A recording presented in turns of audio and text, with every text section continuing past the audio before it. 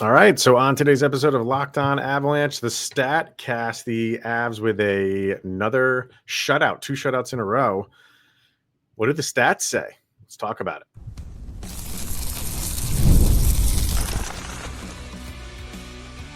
You're Locked On Avalanche, your daily podcast on the Colorado Avalanche. Part of the Locked On Podcast Network, your team every day. All right, everybody, welcome to the Locked On Avalanche podcast StatCast, a special episode that we do following most games when I can do it, where we kind of looked into the stats of the game. This one is between the Colorado Avalanche and the Philadelphia Flyers. So if you want to get in on this video earlier than when it's released, join our subtext. This goes out to the people who are subscribed to our subtext like 6 or 7 hours before it is actually released on YouTube. So if you want first access to that, join below. The link, excuse me, for that is in the comment, the show notes. There we go. It's in the show notes below. So sign up for it and you get access to this before anyone else. So yeah, the Avs with another shutout win. Stats, I kind of just going over them, are okay. You'll see most of it is in the second period. First period and third period are just average. But the second period is really where they pick things up. It's really all that they needed. So there you have it. How we're going to start it now, I kind of decided to put up, usually we start with natural stat trick. That'll still be kind of the 1A thing we get to. But I figured what I would do is start showing, I put up when there's like a really nice goal, I usually put up on our socials the, what do they call it? The goal visualizer over on NHL.com. And it's people seem to like it. It's just the like a bird's eye view of the dots of each individual player and where they were during a goal that was scored. So you can get this is right on NHL.com, right on any games stats, right under like the game summary. I'll bring up the first one now. So let's see. So here is the Sam Girard one. Right? Is this? Yes, this is the Sam Girard one. So we'll play this, and I'll kind of just, if there's anything worth commenting on, we'll definitely comment on it. So this started with a really bad turn. This is as far back as it goes.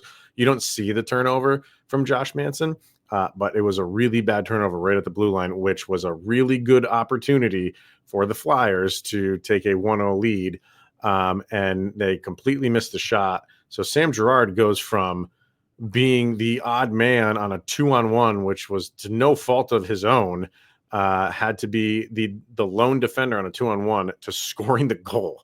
So here's the play.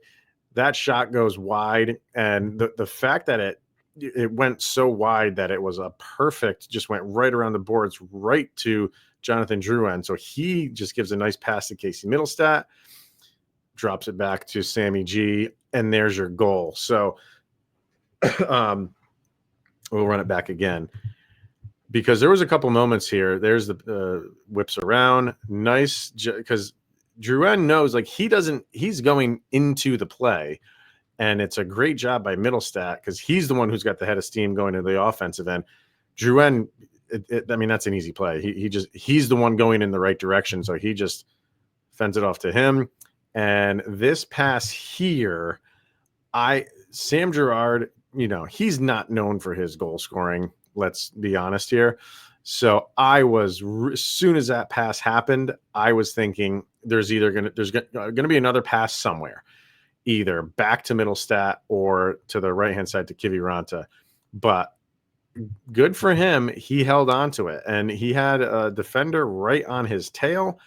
And I think because these defenders really opened up that lane for him, he took it, which still surprises me because he's passed that off so many times, and he's not the only one in the Avalanche that do that. They always kind of give you the extra pass. So, but I just love that he took it right to the net, and there's your first goal, and here's your second one. This is your only other goal. This is obviously Nathan MacKinnon's on the power play. So he's playing pitch and catch, goes over to Makar here. And Makar goes right back, and he just fires that thing on net. I think that was maybe like, because you see Drouin right in the net front. Drouin will kind of circle from behind the net into the front, because there's just no lane here, right? Well, there is, obviously, because he scored a goal, but there's Drouin. I think McKinnon's just trying to fire a puck on net, try to either score a goal, or if it gets tipped, or you now have two guys in front who are battling that can collect a rebound, and you even have Martinez who will come in for if anything goes. I mean, he's wide open there. If he makes a pad save and it goes right out to Nishas, I mean, he's got a wide open shot on a rebound. So for McKinnon, I think it was one of three things. I will throw it on net hopefully for a goal. A rebound will go right into the net front where Drouin or Colton can pick it up, or it'll go off to the side where Martinez can pick it up. But he fires it on net. There's your second goal. And that was it. That was it for goal scoring in this game. So what do stats say with this game? Let's bring up natural stat trick here. And you'll see, I mean, there's some, I hit cancel by accident. Didn't want to cancel that. Let's get back into here. You'll see, like I said, that the second period is really where things picked up for the Avs. I'll minimize myself here. Here we go. So here's your Corsi. This is 5-on-5. This is even strength for the Avs. It was a dead even first period. There's your second period, 26-13. And for your Fenwick, so that does not count the block shots, you're still up 20-11. So 66.5% of the time for Corsi, you're controlling the shots during the play, and pretty much 64.5% for the Fenwick. So that's your second period. There's your shots for 17-7 in the second for the Avs. And for the first, it was really the Flyers controlled the first 75% of that first period. Well, it was halfway through the first period for the Avalanche finally got a shot on goal. And then in the third, more of an even period. For your Corsi, you're only up 1. Fenwick was tied. Shots on goal, shots for, you only had 6-4 in favor of the Avs. You want to go to all situations here. The numbers go up, but as far as like the percentages and things like that, it's pretty much all the same. Wasn't like an incredible game, but again, that second period is really all that the Avalanche needed. All right, we can move down here to high danger chances. And for the Avs, like the Flyers had one more in the first period. Again, in the second period, that favors the Edge 7-4. And in the third period, again, it favors the Flyers again 3-2. So in the first and the third, the Flyers had more high danger chances, 3-2. And the second period was all Avalanche. And your expected goals in this game for the Avalanche, 3.16, and they had the 2 goals. And for the Flyers, 2.12, and they didn't have any. So that's good, obviously. When your expected goals for the opposition is going to register a number and you're lower than that number, that's exactly what you want. And when that number is 0, it's always going to look good. So here's your game flow chart for your Corsi in the Avs' favor, obviously, and 5-on-5. And then for all situations, doesn't go up all that much, but it goes up a little bit more. When you look at your heat maps, good heat map for 5-on-5 for the Avalanche. A lot of good action in front. A lot of action in this area here. That's kind of Nathan McKinnon area, although he is all over the place. When you switch it to all situations, you get a little bit more red here around the dots. So you kind of funneled everything into the house, basically, from the dots in down to the goalie position, which is good. That's where you want to go. Compare that with the Flyers did. Like they're not doing anything in the house except in the net front. which is fine. Like you want to do a lot in the net front, but where's the slot stuff? Nothing's coming from there. So it's all going from outside the dots to inside in front of the goal, which again is okay. But when you're not threatening anything in this house here, it's a little bit easier for the defense to push you outside these dots and not really give, or I should say, you are giving Blackwood some kind of good lines of sight. Where the Avalanche, they kind of just muck all this up and make it difficult. You don't know where they're going to be. You don't know where shots are coming from, and it's to the tune of 2 goals.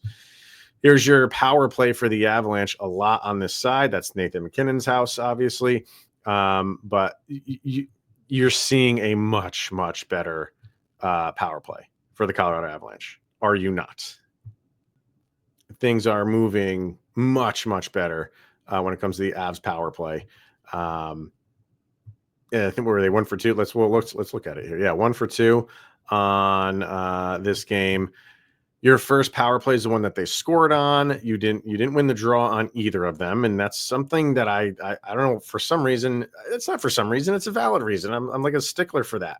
Win the opening draw on a power play. It just changes the entire dynamic of your power play. But they lost both of them. Here was a shot for the Flyers, so that didn't start off so hot for the Avalanche on that power play, but they settled things down. They get a shot here, and then there's the goal. For the second one, you did lose that face-off, but the rest of it is pretty good. You get a shot there. You won that face-off, so that's good. There's another face-off that you won, but you had another shot. That was a shot for the Flyers, so you blocked it. And then another shot, and that last one is a shot and a miss. So that's okay. I can take that, because that's you turn this one blue, that face off, and that's all pretty good. So you can tell the power play is much, much different. And then the last thing we do on Natural Stat Trick is the forward line. Just take a look at those and look at that top line: Lehkonen, McKinnon, and Martinicius. 22 Corsi for, 11 against. So 66.5% of the time they're taking the shots on the ice. Your Fenwick is 15-10 for and against. And then your other lines did okay. Like nobody really stood out like that top line did. But everybody else was just holding their own. I don't think it was anybody had like a poor game. And you can see in the numbers just based on the shots. And what shots don't do is tell the type of game someone like Logan O'Connor had, because he played a very Logan O'Connor-like game. Just was everywhere, making good reads, intercepting passes, tipping passes away. That's what Logan O'Connor does, and that kind of stuff doesn't show up on things like this. So, so that's your natural stat trick. We will move over to HockeyViz. There was a couple things on there that I wanted to share. Now that I got that account cleared up. So where's the HockeyViz one? There we go. We'll share that. So the first, here we go. Hold on. There it is. The first thing we'll do over on HockeyViz is the shot pressure. I call this thing like the flow chart, basically. And this kind of just shows you the second period was where it was at for the Avalanche. You look at the first period, maybe even leaning a little bit more towards the Flyers. But not that the Avalanche had a poor period, but it was a very even period. And then in the second, a lot leaning towards the Avalanche side. There's your Girard goal. There's your McKinnon goal. But look at like the Flyers just couldn't really get much going in the second. And in the third, more spots where it was good for the Avalanche and also good spots for the Flyers. They had the one ping off of the post. But that it was a first and third of really even play. And again, the second period. And that this is the kind of thing that shows you that, you get the shots, which are what they are. You can see that number for the shots kind of going in the Avalanche favor. And just kind of like the game flow, who's controlling the puck possession, that just stands out for the Avs for the second period. So there's that. And this is like a similar heat map to what's on Natural Stat Trick. So you see it's kind of similar, right? You got a lot of stuff over in the McKinnon area, a lot of stuff in front of the net. So that's kind of a similar one. I thought there was, the 5-on-5 expected goals, because this kind of shows, remember how I said like this red line that goes right down the center there, you want to be on the right side of it, because the top left is dull, the top right is good, bottom right is fun, and the bottom left is bad. So you want to be on the right side of this line, and look at that. Almost everybody is for the Avalanche. Guys up here are kind of hovering near it, but they're hovering near the dull. You don't want to be hovering near the bad. If you want to be anything on a bad side, be dull, I guess, because at least you're out there. You're just not exciting. But you look at guys like, look at all this. Look at all the fun that Makar's having. Taves, Lehkonen, Nations, McKinnon. Though look at that. That's your top line and your top defensive pair, all in the good, fun department. And that's what they're all about, is the fun. So there's that. So it's good. It's what you want. That is what you want. Let's see. What do we have next? We have our hockey stat cards. We will bring these up here. Hockey stat cards. We'll share that. Put me down here. No, we don't want that Devils game. We don't want that Devils game. All right, so here, look at the Flyers. And again, this line that goes right down the middle there, that's at 0. You want to be to the right of that. If you're to the left of that, you had a bad game depending on the color. And for green, that's offense. And for purple, that is defense. So almost all of these guys going to the left-hand side just had a rough game offensively and defensively. You had some good offensive games for the Flyers, including Eric Johnson. Or defensive game, I should say. A good defensive game for Eric Johnson. Why not? You still miss them, don't you? And here's for the Avalanche. So I'll zoom in a little bit on this. So good games for most people. Manson had a rough game, I thought, defensively. This has a very good defensive game. I say rough game defensively because he had like a couple turnovers. But offense, he really wasn't pitching in much at all. Sammy G, that's maybe one of his best scores of the season. And I'll get to that, the scorecards in a second. But you have Middlestat with a really good game, team defensively, individually offensively, and team offense. Pretty much everyone going to the right-hand side here. So nobody really had a poor game. Josh Manson's the biggest one on team offense. But, I mean, you're not really relying so much for him on offense. So there's your full game stat cards. Sammy G with a 2.21 game score. Again, you want to be over 0. So that's really good for him. And you got Mackenzie Blackwood up there. That's awesome. At a 2.12 game score for him. Drouin was up there. He's on a roll right now. He's at 1.92. Makar's up there, 1.63. There's Middlestat with a 1.39. He's starting to kind of get into a good role here. Even Malinsky's. It's really good to see Sam Malinsky up there with a 1.17 because he's been kind of up and down more than up as of late. So overall, who's your worst Avalanche player here? Arturi Lehkonen with a negative 0.48. So that's not horrible. But you don't want to be like your Cam Yorks here at a negative 1.40. So overall, again, I think just a solid game for the Avs. I don't think anybody played a terrible game, and you had a couple guys who had really, really good games. And the last thing that we will get to, like always, is Money Puck.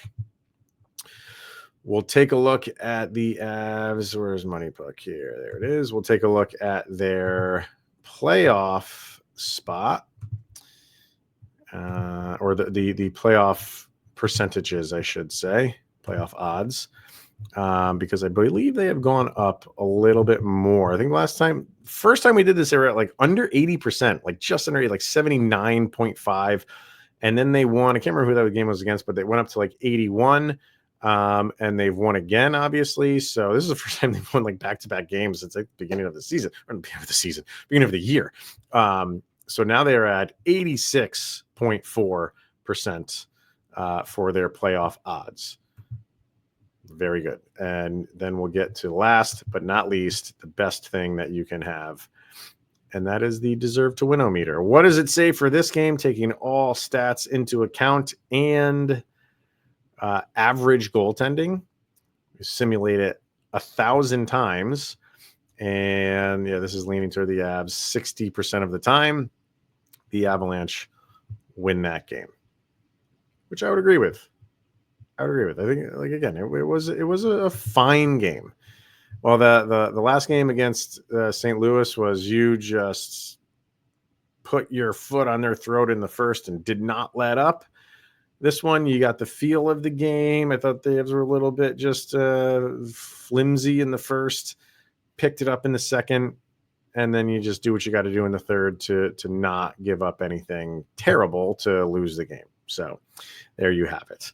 All right, so that'll wrap it up for the StatCast. So again, if you want access to this hours and hours before it goes live, just sign up for our subtext. And in the process, you speak with Kyle and I individually. We get your thoughts on the games, predictions on games, and we share all that during these episodes too. So, all right, that's going to wrap it up. And we'll do another one of these at the next Avs game. So thanks for tuning in, everyone. See you later.